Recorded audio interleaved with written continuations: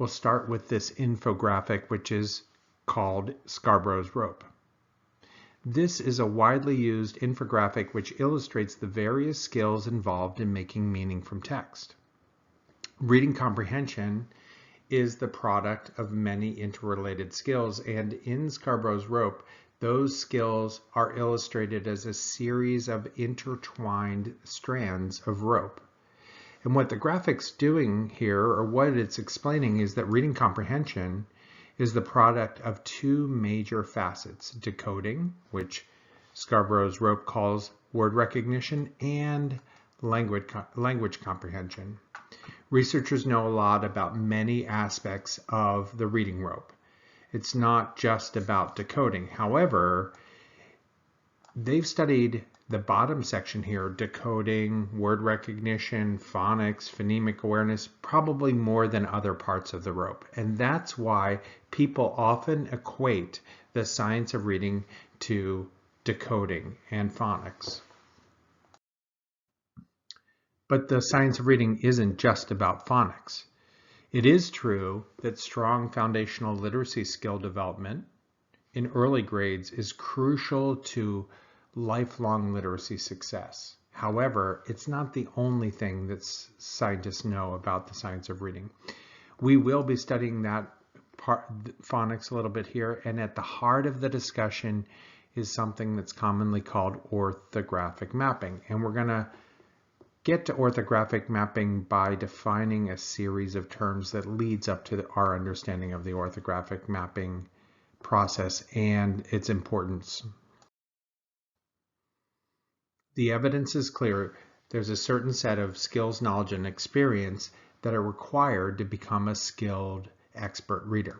And these are commonly called foundational literacy skills.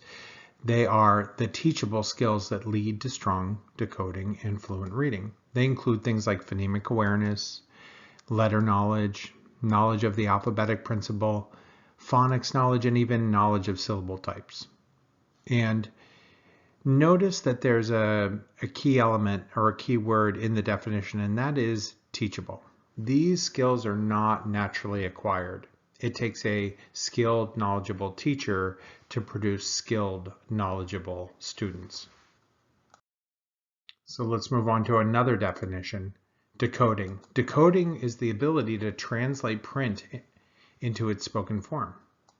When I look at this print, it baffles me. I have no chance at decoding it. However, when I look at this print, I get it. And that's because this print or this code was never taught to me, but this code was taught to me by a teacher. An individual's ability to decode is largely dependent on their ability to understand phonics. Phonics is best defined as the study of the systematic relationship between the sounds in our words and the way that we spell those sounds. More precisely, it's the systematic relationship between the phonemes and the graphemes. And guess what? It requires teacher knowledge in order to teach phonics in a way that promotes this really important skill called orthographic mapping. So when you have good phonics knowledge, you not only can decode, but you actually become a strong decoder. Strong decoding is best defined as the accurate, automatic recognition of printed words. So two major facets here: accuracy, that's being able to look at a word and pronounce it correctly, and automaticity, being able to do it with some level of effortlessness. So to demonstrate what strong decoding looks like, I'm going to let you use yourself as an example. I'll show you 3 words and just go ahead and read them out loud as you see them pop up on screen.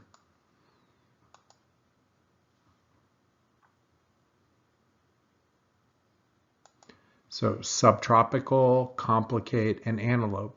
These are long words. They're words that we don't see and eat every day. However, if we're a strong decoder, we probably recognize them instantly and accurately. And that's because they are a sight word. And we're going to be using the researcher's definition of sight word.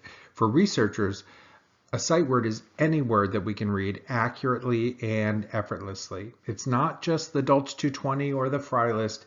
For most adults, it's a huge library of words.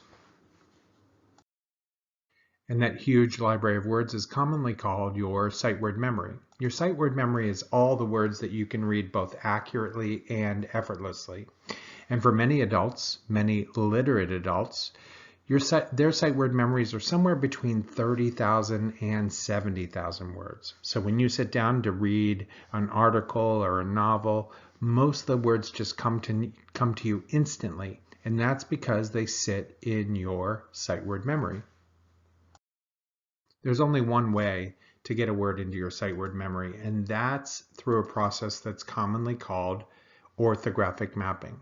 Orthographic mapping is best defined as how we turn unfamiliar words into those instantly recognizable sight words. So if you read subtropical, complicate, and antelope instantly and accurately, it's because you have orthographically mapped them to your permanent long-term memory. One of the primary goals of foundational literacy instruction in K-3 is to ensure that our students develop the skills and the knowledge that they need to be strong orthographic mappers. So let's reflect back on a few things that researchers know. Researchers know that in typically developing children who become skilled readers, the collection of words that they can read automatically grows very quickly. It's thought that in second and third grade, once key foundational literacy skills are established and they become somewhat automatic, a sight word explosion is often observed. So I use this chart to visually describe what that sight word explosion looks like. Let me orient you to this chart. Up the left-hand side, you'd see the number of words that sit in a child's sight word memory. 0 when they start school, maybe 7,000 when they leave third grade. And across the bottom, you see a timeline. Students entering kindergarten and students leaving third grade.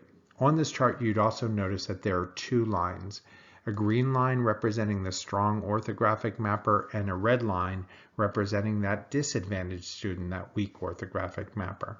Notice how steep the green line becomes. That's because students who have the skills and knowledge that they need to become orthographic mappers, they're often anchoring 10 to 15 new words a day into their sight word memory. That is a remarkable rate. That's a new word about every 90 minutes that they're permanently anchoring into their sight word memory.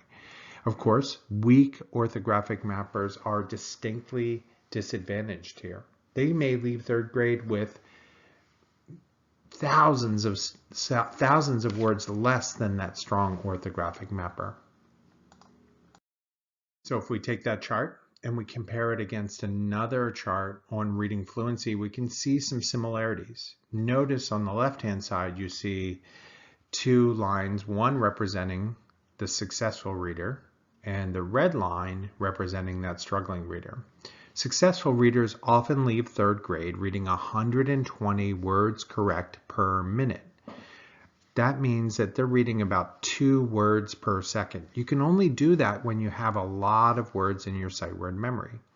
Those students who are struggling with their fluency and thus sometimes struggling with their comprehension haven't developed a sight word memory that leads to strong fluency skills. So they may be reading 30 or 40 or 50 words correct per minute, and that's often not sufficient to support comprehension. So you might think to yourself, this is all great news. I'm going to get my teachers some orthographic mapping lessons, and they'll call their kids to the rug and they're going to teach orthographic mapping. Well, a little bit of strange news here. We cannot teach orthographic mapping. It's actually a mental process that happens behind the scenes only after a certain set of skills and knowledge are established by the teacher and then through practice become somewhat automated. Even though we can't teach orthographic mapping, we can, however, teach the foundational literacy skills that students need to become efficient orthographic mappers and thus skilled fluent readers. And it's important to understand that teaching traditional phonics, meaning teaching kids to sound out words, doesn't really teach them the orthographic mapping skills. It often doesn't teach the skills that enable orthographic mapping. Teaching a student to sound out a word doesn't always teach them how to remember or to store a word sufficiently. So to promote orthographic mapping, instruction should feature learning that leads to phoneme proficiency, automatic phoneme-grapheme recognition, and then the right type of practice, frequent and distributed practice. Take a moment to reflect on one of the key ideas underlying orthographic mapping. All words are constructed as a series of sound-spelling relationships, or more precisely as a series of phoneme-grapheme relationships. Words like beach, faith, notch, and light all have 3 phonemes, and each of those phonemes is related to a single grapheme. If your teachers aren't teaching using this methodology, which is commonly called phonics, then they're not turning on students' orthographic mapping engines. That's because once students understand these relationships, it allows them to teach themselves new words by analogy, meaning they can take their knowledge of one word and use it to teach themselves a new, unfamiliar word as they encounter it. So a few red flag alerts worth mentioning here. Are your teachers sending home bags of flashcards? Are your teachers using word walls? Are your teachers teaching high-frequency words before your students have letter sound knowledge? Well, if they're doing any of these things, they might be teaching kids to read words as objects. Like, here's this word, it's an object, what's its name? Instead of doing what most skilled expert readers do, which is look at words as a series of phoneme-grapheme relationships. Julie Celine, one of our consultants, recently said, these methods described here, flashcards, word walls, that sort of thing, they develop bad habits where students believe reading is a process where we read the whole word at once, like memorizing the name of objects.